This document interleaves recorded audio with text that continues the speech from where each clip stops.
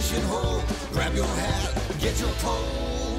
Let's go fishing when you're in the mood. Canadian Sport Fishing, brought to you in part by Rapala, premium fishing gear crafted from experience. Ducket Fishing, pro-driven. Raymarine Electronics, Raymarine, simply superior. Pro Sports Boats, tame the waters.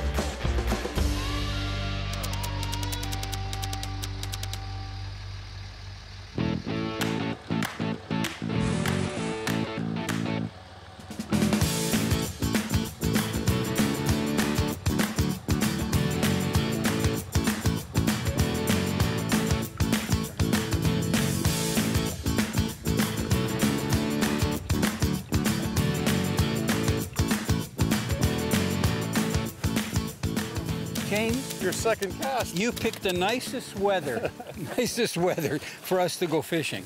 Hold on a sec. I don't want it to be too green. This is amazing, eh? Next week is December. Can you imagine? Yeah. Good thing we got our rain suits on. I love those head shakes, eh? Look it. Almost reminds me of a smallmouth, you know, when they try to jump. Oh, that's about a 24 inch. Oh yeah, that's a good sized fish. Gorgeous walleye. Okay. You know, we're fortunate in Canada because we have 4 very specific seasons. But that means that you have to get used to the fish movement during those 4 seasons. For example, in the springtime, a lot of our warm water fish species will be in shallow water, some because they're feeding, others because they move in there in preparation to spawn. As you get into the summertime, the fish disperse all over our Great Lakes and also our inland lakes. The ones that feed in open water are usually suspended just below the surface. The ones that are in shallower water are fishing around structure and weed beds, normally in shallow water. The fall time can be one of the best times to fish for them, but you have to intercept them. So what happens in the fall, the fish that are in deep water during the summer months will cruise into the shallower water. When I say shallower, don't get me wrong, I'm talking about 10, 20-foot depths. And the fish that have been around the weed beds in shallower water like pike will come out to that same 10 to 20-foot depth. So one of the strategies that we use is finding either rock piles, shoals, or reef that are in open water, away from the shorelines. You can't see anything sticking out of the water, so you have to use your fish finder. And the fish that are going to be there, because the water's cold, whether they're pike or walleye, even bass, will be close to the bottom. There you go. You see the hook Yeah, set? that was a good hook set. You're liking that color better, right? That's the one you put on. Yeah. There we go. On the minnow. There's no messing around with your hook set. Where'd he Get go? him up. Let's see what he is. Oh, just a little. It's okay. It's a smallie. All fish matter. Yeah. Right, James? Are you going to lift him up like Yeah. those guys on TV? Nice smallmouth. Look at you. Look at you. So, listen, have you gotten any big smallies doing this? You know what? We got some good average size of. It's a 2 3/4. Yep. That's a 16, 17-inch fish. I know to you they're small. Too small. Most guys would be happy getting them. So you've gotten some 5-pounders? You know what? Get the odd 5 here and there. The average is at 4 1/4, 4 1/2.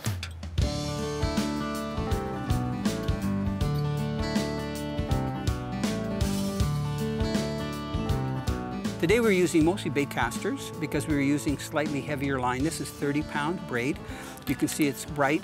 I was using white and also yellow with about a 15 to 20-pound fluorocarbon leader. The reason for the bait caster, when you're using heavier baits, and some of the blade baits were up to 1/2 ounce or 3/4 ounce because we wanted to drop them fast and jig them pretty quick and bring them back to see where the fish were. And we knew that the fish wouldn't hesitate hitting a heavier blade bait. So the bait caster is ideal to do that. The only challenge that a lot of people have is setting up their bait caster properly without getting a backlash. So what I tell people is that when you get your bait caster, the first thing that you have to do is you have to take the magnets off that are on this side. You have to increase the tension, which is right here, with the different lures that you use, so that the lure just comes down at gravity speed. And you start casting with it. So as you get better and better, you can loosen off some of the tension until it's pretty loose, and you increase the magnets that are on the side. Also, a lot of the bait casting outfits are a little bit stiffer. This particular outfit, if I'm not mistaken, is power medium. So power means that it's a little bit stronger. You can see the specs right there on the side of the rod. So, and it's pretty long. This one is 6'10". It's almost 7 feet long for a bait caster. And the one thing that I like about the rods that I'm using this year, they're all one piece. So you have a lot of strength, amazing sensitivity. There's no furl to connect the two pieces.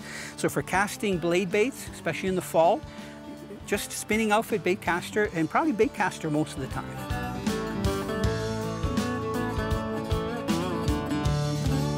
Look at you. I think we got a little school of smallie there. That's okay. I love the bend on that rod. Yeah, another little smallie. Have you seen it? The water's so clear here that it's no problem spotting the fish. We're after those walleye. That's okay. We'll take a school of smallmouth. Right. Oh, it's bigger. Good one. Okay, well, you land that guy. I'm going to cast over there with my big blade, see what happens. Excellent.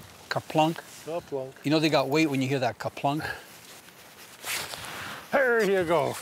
Is it a bass or is it a walleye? It's not fighting like a bass. Head shaking. Whoa, I got another one on. Not off, right? Now, see, you reel him in real quick. Yeah. I think that's from tournament fishing. He actually tried to jump. Look, he's trying to tail walk. That's awesome. I was almost ready to peel it up, eh? That's when he hit. So maybe they're suspended. Look, we're being so gentle with them. Beautiful. He dropped that first hook. Let me see if I can get that. Hey, look it. That's awesome. Perfect. This week we've got the pleasure of fishing out of the team boats. And I'll tell you what, I've been in a lot of aluminum boats over the last 36 years, but team boats is built really well.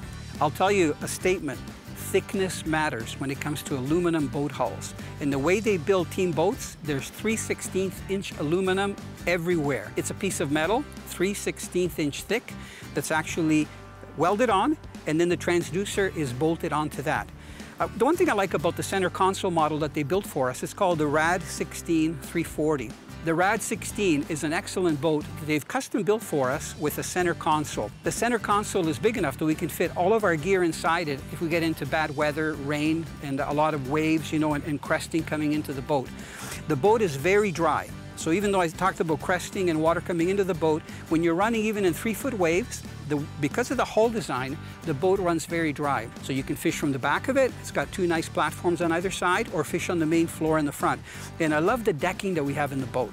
It's called Sea Deck, and it's very comfortable, but also very functional because you don't slip even if it rains and it gets wet. And whatever shoes you have on, it's very soft to walk on. So he shook one hook out. See if he's gonna throw the other one out. He had both of them in his mouth. I'm gonna try lifting him up, okay? So we're gonna not use the net. Actually, I'm gonna go down here and see if I can just, yeah, he's got just the one hook.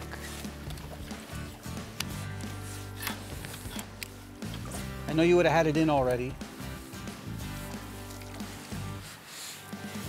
See if I can get him under the belly. Come here. Come on. You gonna get off? Just got one hook in there. Gorgeous. What a beautiful fish. They are beautifully colored. Wow, James, stunning, look it. stunning. They're gorgeous. You sure you want to leave the spot? You can probably get more smallmouth here. No, let's go for those big girls. We're gonna get them today. Gorgeous. What a nice smallie. Closed captioning is brought to you by K100. We make water burn.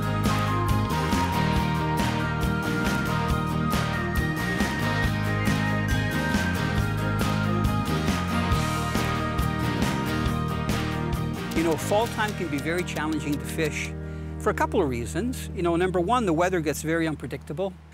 Today, you know, we had great conditions because it was overcast. It was probably 10 to 12 degrees Celsius above zero. They were calling for rain. We had rain in the morning, driving all the way up to Lake Huron, but then it cleared up. The rain stopped at least. But you got to dress properly. So both James and I were wearing actually James was wearing a rain suit. I was wearing my winter ice suit that has a little bit of insulation. It's also a floater suit. So it's very good to dress properly so you can focus on catching fish.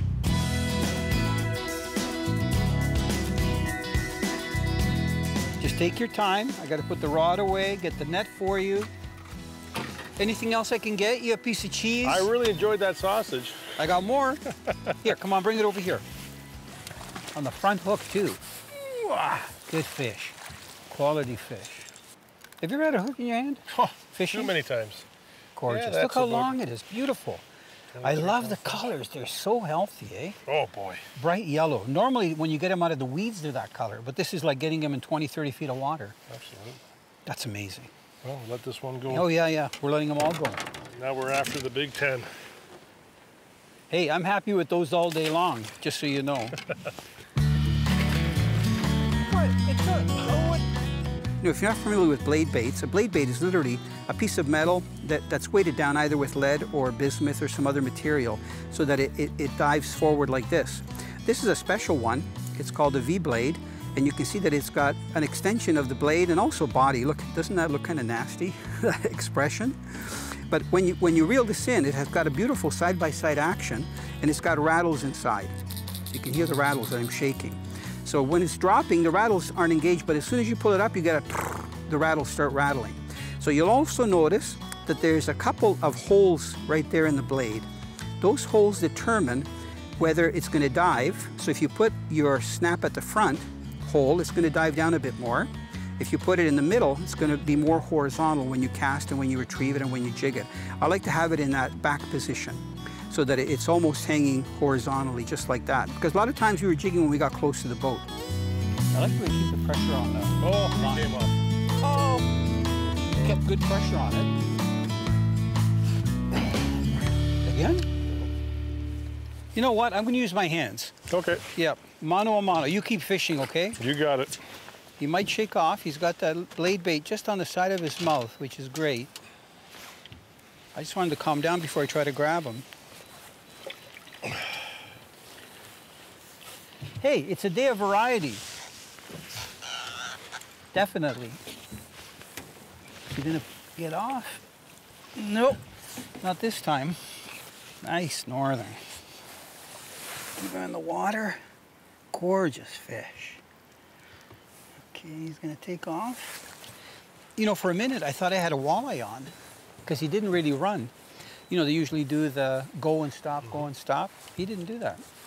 I loosened my drag off though. Still got your lure on there. It's a good lure, pike proof. You know, both James and I are dressed for the occasion. Fish. Yes! And to There catch we go. fish too. Should I get the net? Well, we'll take a Okay, peek let me here. crank It's mine fishing in. just like a walleye. Okay. Swimming. Let me crank mine in real quick. Yeah, it's a walleye. I see big head shakes. Yep. Let me get the net. Let me get the net. Hold on, okay? Don't let him go anywhere. All chaos breaks out. Is it true that fishing is better in the rain? Picking up now. Good size walleye. On a jig and minnow. Jig and Yes. minnow. I had to slow it down for that slow bite. You watch those gill plates, okay? You be careful. I've been cut before. I don't need blood all over the boat. You know what I'm talking about? You know, I was telling them that we're dressed for the occasion. Is that a snowsuit? Is that what you wear ice fishing? No, this is just my rain suit. Well, this is my ice suit, rain suit. It's waterproof floater suit, which is great. You know you're getting wet, eh? Your hat's getting wet, eh? So, Do you have a hood? You don't have a hoodie? I left the hood in your truck. You don't need the hood to get wet. Okay. Should we put him back in the net? That's Are you it. going to launch him? There you go. Just Okay. put them back gently. Good. Look it. They're so pretty. They're all good-sized fish, eh? No dinks here? No dinks. Well, I'm hoping to get a lot bigger today. I don't know. Those are nice size. When you get them up around 2 feet long, those are great fish. Raymarine Electronics. Raymarine, simply superior.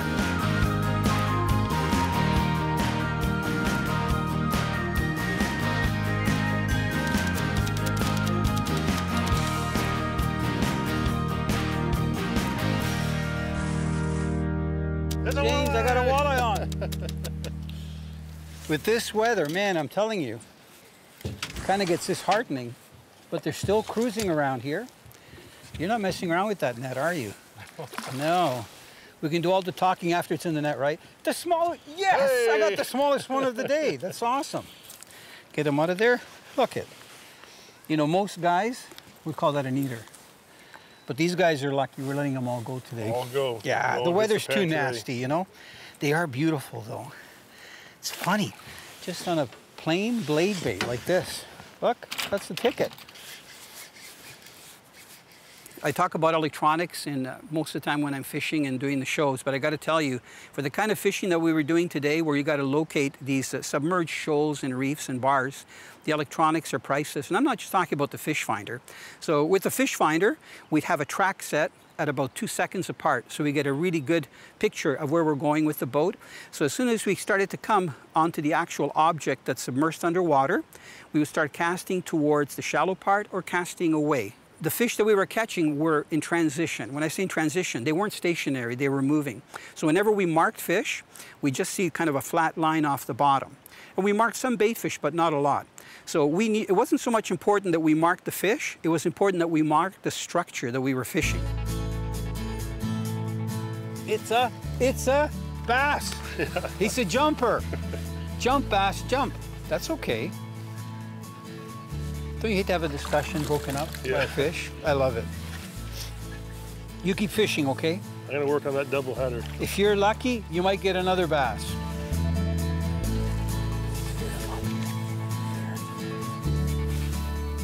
I wasn't gonna take any chances. Nice little smallmouth. Pretty fish. Get back in the water. You got him pretty close to the boat, didn't you? Yes, he was, almost underneath. You know, walleye are one of my favorite fish to catch for a couple of reasons. You know, number one, they taste good if you keep them, but today we let all our fish go, even the pike.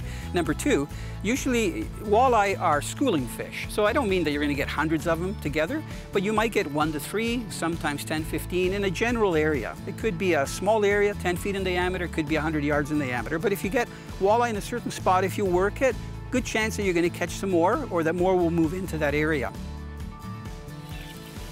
It's looking like a better fish. Let me get the net. Yeah. You crank mine in. I just made a long cast. Oh, I love the head shakes. Here's a better one. What? He ate it. He finally. Ate it. Good one. Dr. Beauprie. Look at that. You are amazing. Helps to have the long pliers, eh? Without the pliers, it would have been like no go at all. I'm not going to do the throw in. Just going to lay him down. Here, come here, you beautiful thing, you. Even with the warts, that's a beautiful fish. And there he goes.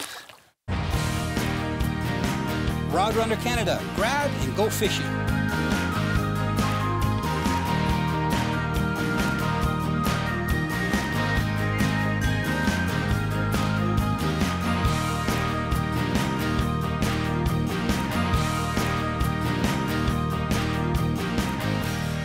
On the fall again, eh? They're just cranking in the fall. Man, you got that touch.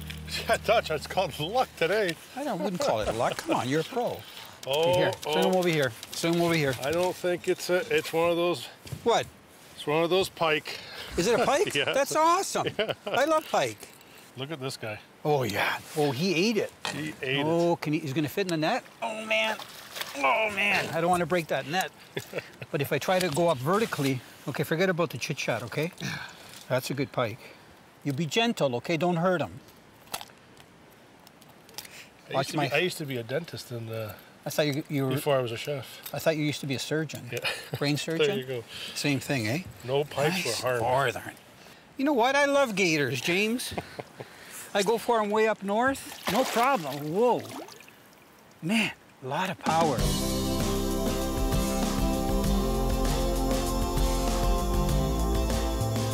You got shoulders? It's a walleye. I saw the tail. Man. It's a nice one, too. He hit when I least expect it. Beautiful walleye.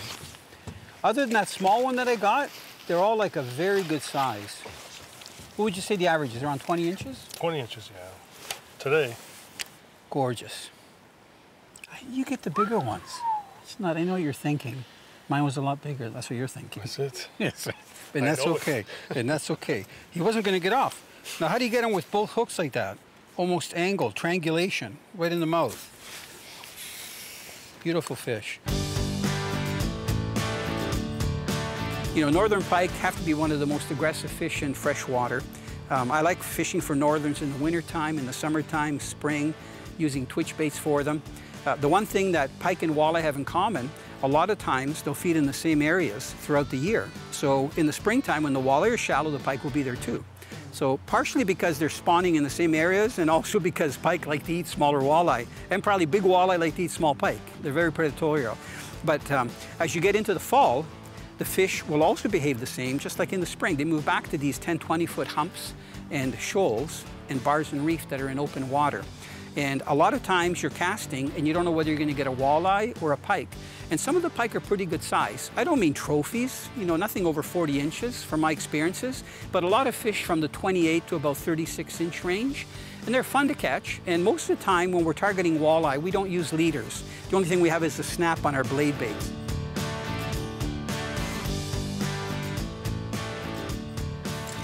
I got a feeling it's a walleye. Just a wild guess. It's got to be a pike. Why? Well, it's pulling too hard. Why? Why do you get to hook all the pike? Oh, because they don't like me. Do you want me to grab them? Look at you. You made that look like so easy. So you caught one of these kind of fish before? Yeah, look at the bellies on them. Yeah, they're healthy. Oh, they've been eating. Gorgeous fish. Okay, you do the honors. All right, my friend. Be gentle with him or her, okay? It's got a full tummy. You know what it's like when we have full tummies? Yeah, you don't all the time. You don't want to make them work too hard. Yeah. What? It took... Oh, what did you do to it? Did you pinch it? I give him a little butt slap. Have you ever seen him go that fast right along the surface? I've never seen a pike do that ever. That was awesome. Here, share the slime. That's what I say. Share the slime. It's one of your favorite. James. Is it another one? Oh, yeah. Oh, yeah, he said. Oh, yeah. Maybe not as big as yours. I can see it down there. That water's so clear. It was like the, what do they call that? The, not sleeper. What do they call? Whisper. Whisper. The pike whisper. Here. Let me just get that out of there. Hit it good. Look at you. Look at you. That was awesome. Switch hands. Beautiful. Little guy. I thought he was bigger the way he fought. See if this guy's gonna scoot off across the top of the water. Let's see here. How's he gonna go? Yeah, he took off like a bullet. Canadian Sport Fishing, brought to you in part by Rapala, premium fishing gear crafted from experience. Ducket Fishing, pro-driven. Raymarine Electronics, Raymarine, simply superior. Pro Sports Boats, tame the waters. It's funny, you know, we're alternating. We've had our butts kicked a little bit here because we've lost a lot of fish. We suspect they're all walleye. So I'm running a blade bait. James is running a minnow. He's been switching between blade bait, minnow, back to the blade bait. That's a baby one. I'm trying to... Trying different things.